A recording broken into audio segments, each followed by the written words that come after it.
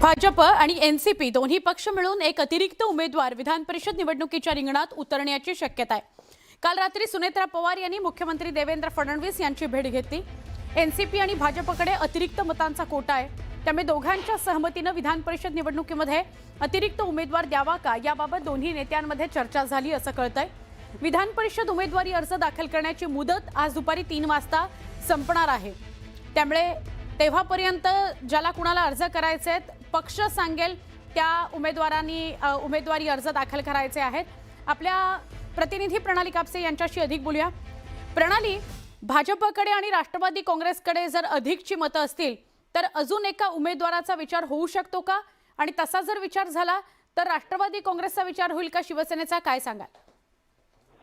खरं तर आत्ताच्या घडीला आपण बघितलं तर राष्ट्रवादीच्या एका उमेदवाराचं नाव घोषित झालेलं आहे, परंतु महाविकास आघाडी म्हणून जर उद्धव ठाकरे या निवडणुकीला उभे राहणार असतील तरच महायुती उमेदवार देणार नाही अशी चर्चा जोरदार सुरू होती। परंतु आता उद्धव ठाकरे या निवडणुकीमध्ये उभे न राहता अंबादास दानवे त्यांच्याऐवजी महाविकास आघाडीचे उमेदवार म्हणून उभे राहणार आहे। अशा वेळेला काँग्रेस आणि राष्ट्रवादी शरदचंद्र पवार पक्ष हे या उमेदवाराला मतदान करतील का, हा सगळ्यात महत्त्वाचा प्रश्न आहे।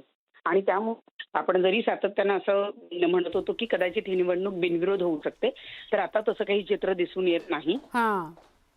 निवडणुकीमध्ये उबाठाचे उमेदवार असतील तर राष्ट्रवादी शरदचंद्र पवार पक्ष आणि काँग्रेस पक्ष हे काय निर्णय घेतात हे बघणं अत्यंत महत्त्वाचं ठरणार आहे।